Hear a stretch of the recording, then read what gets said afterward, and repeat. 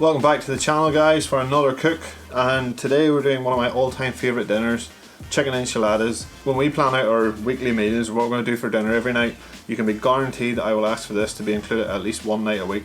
I would eat it more if you could, but you can't eat it all the time. But then it occurred to me that I've never actually made my own enchilada sauce, so we've never done it on the channel, so I thought, right, perfect time to give it a go.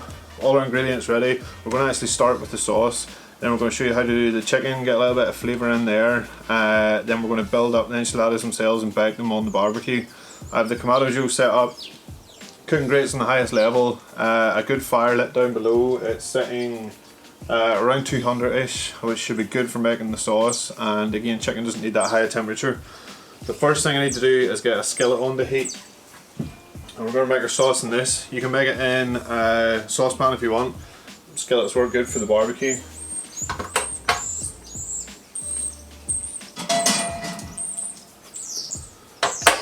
So we'll drop that on over the heat. Once it's preheated a little bit, then we're going to go in with some butter and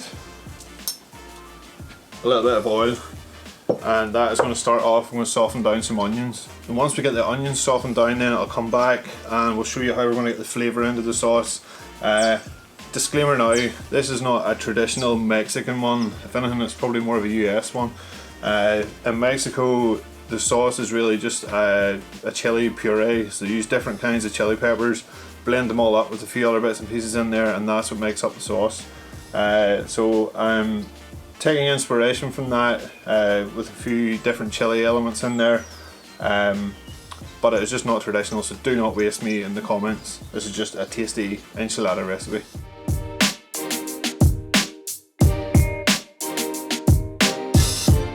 Onions are starting to soften up nicely, sizzling away. We don't want to add a lot of colour into them, it's mostly just to soften them down. With this sauce you can blend it, which means you can cut your onion a little bit chunkier. I've gone for quite a fine dice on these because I want to leave it a little bit chunky. Don't want to have to put a stick blender into it and blitz it up. But once the onions have started to soften, now we need to start making a roux. So a roux is really fat and flour. So our fat's in there, we've got oil and butter, and we're going to add in around 2 to 3 tablespoons of flour. And we're going to add some spices in at this point to make a spice roux. I'll leave a link in the description for the full list of ingredients, but there's ancho chili flakes in here, there's chili powder, a few different things just to add in those sort of traditional flavours. I'll grab a whisk at this point and I'll start to mix that in with the butter. Now that is going to dry out the pan quite a bit, but don't worry about it, that's what we're looking for. So we'll let that roux cook, just to cook the flour out a little bit, keep it simmering. Then we're going to come back and start adding in the rest of our ingredients to build up the sauce. I'll bring you in a little bit closer and let you have a look at this just to see the colours and the texture you're looking for. So after a few minutes, the spices will start to release all their fragrance. You can really smell them coming through. Flour should be well cooked out. We're going to add in about roughly 2 cloves of garlic. Using the lazy garlic again, it's just a handy one to have. Mix that through.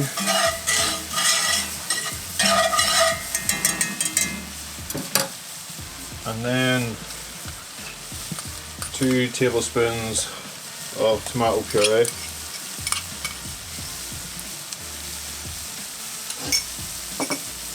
I'll mix this up. This is going to dry it out even further. Tomato puree is a thickening agent. But it's also quite a raw taste to it, so we want to get it mixed in with the roux, and then that's going to give us a little bit of time just to cook the tomato paste out before we add in the liquids. At this stage as well, the season, good seasoning of salt and pepper. Okay, the last thing to go in with then is our chicken stock.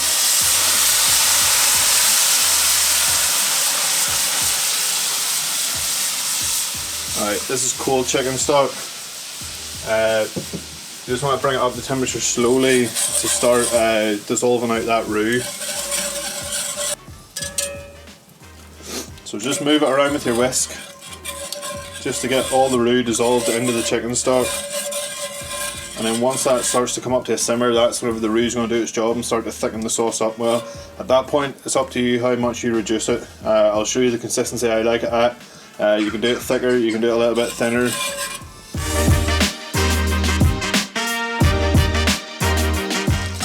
Okay, this has been simmering for only about 5-6 minutes, but it's already started to thicken up nicely.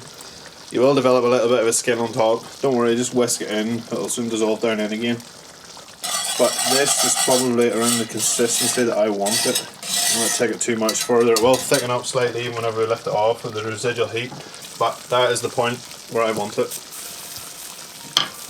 So go ahead and lift that off and we can get our chicken on then. This will stay plenty warm. Remember, we're going to bake it again anyway, so you don't have to worry too much about keeping it warm, because we're going to warm it anyway. Alright, so sauce is finished. Onto the chicken.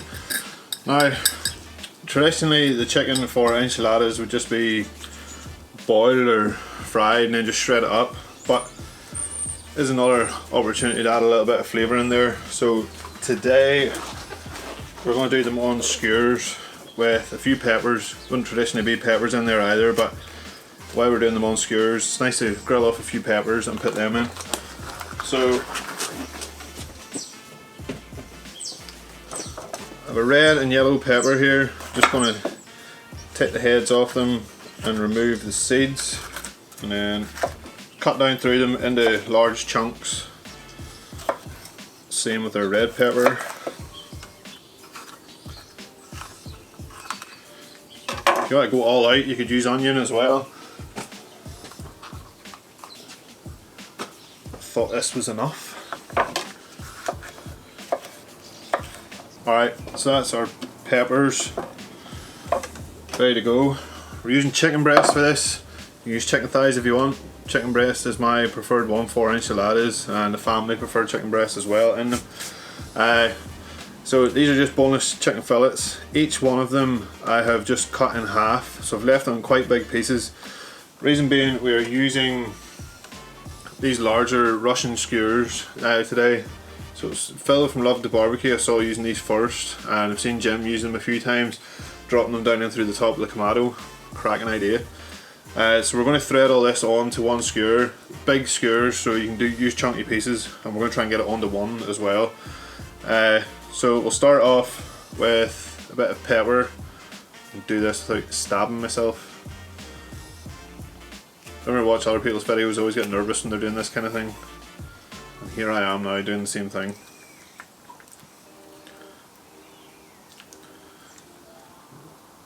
On with the chicken. Push it up to meet the pepper. Try and be gentle putting the peppers on. They can split in half and fall off quite easily. So just work your way through them, get it all threaded on. Then we'll talk about seasonings. We talked about adding flavour. Currently there is no flavour on this other than peppers. So we're going to go on with a little bit of the Smoky Carter Al Pastor rub. Great for kebabs and things like this here. So we'll open that up.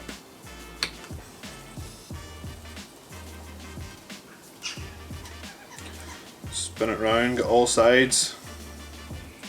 So I'm going to lift the grates out of the Kamado Joe. These skewers are long enough to fit across the way, so you don't need to set them on in. You don't need to worry about them sticking to the cooking grates. So we'll just get them out of the way, no need for them. So we'll put these on and we're going to cook them to an internal temperature of 72. And we'll come back and it's time to start building the enchiladas up. I'm going to show you how we're going to bake them then.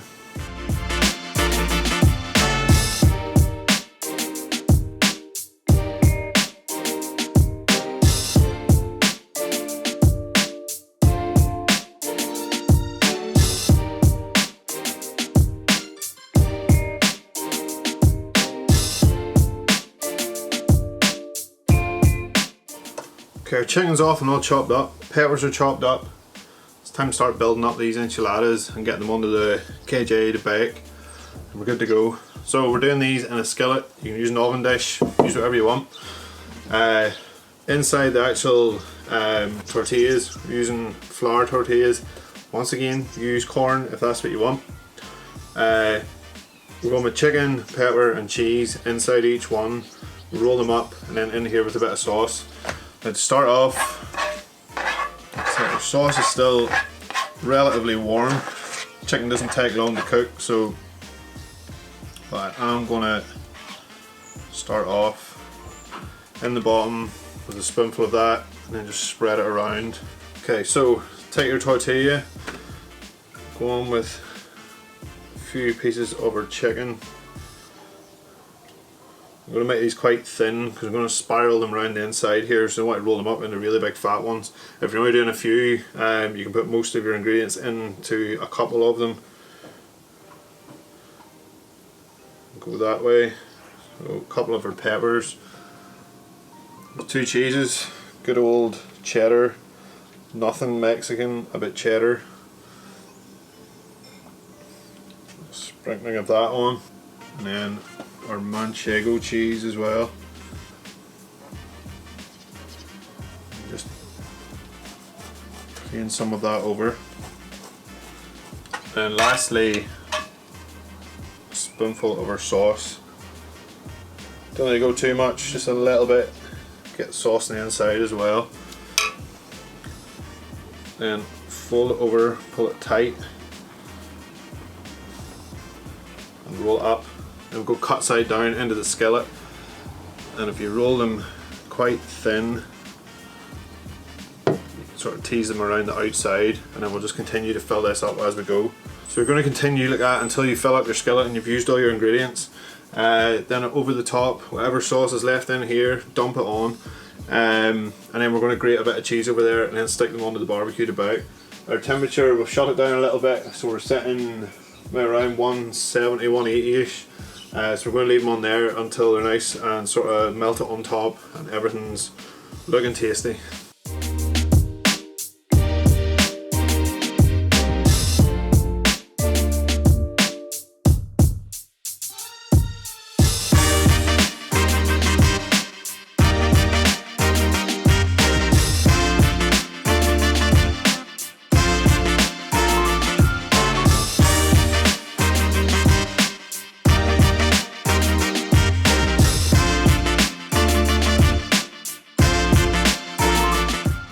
Okay, it's been a minute since we were actually sitting at this side of the shack, having a chat, trying out some good food, but we got rained off more than once, might I add.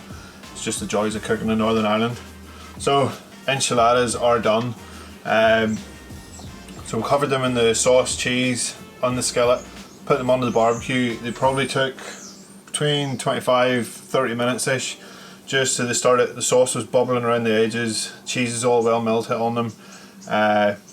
So there's only one thing left to do, see if this actually worked. I had a little sneak taste of the sauce. The sauce is pretty epic.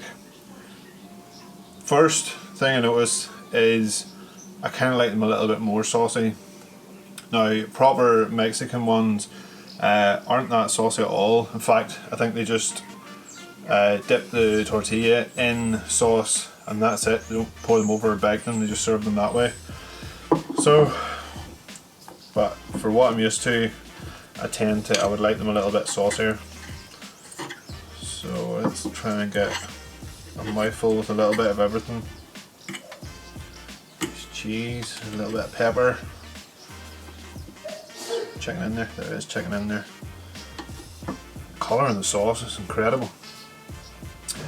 Alright, here goes nothing.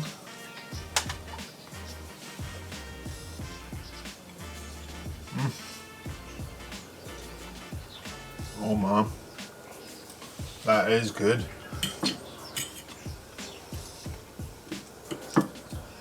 The sauce is phenomenal. The flavours from the chili, and there's quite a lot of ancho chili flakes in it, really comes through. There's a little bit of paprika in there, the smallest hint of cayenne. I'm going to say something that is the sauce probably isn't hot enough, but I'm feeding this to the kids. That's where the rest of the skillet has gone. They don't like it hot at all, so whenever we make them we tend to make some with the hotter sauce and then some without. So this is probably a good one for them because there isn't a lot of heat in there at all. The tiniest little tingle. But if you want it hotter, this was using mild chili powder and the smallest pinch of cayenne pepper. Maybe switch to a hot chili powder or add more cayenne to it, because you get all the flavour of the chilies there, but there's very little heat, smallest little bit. Chicken is super tasty, still nice and tender.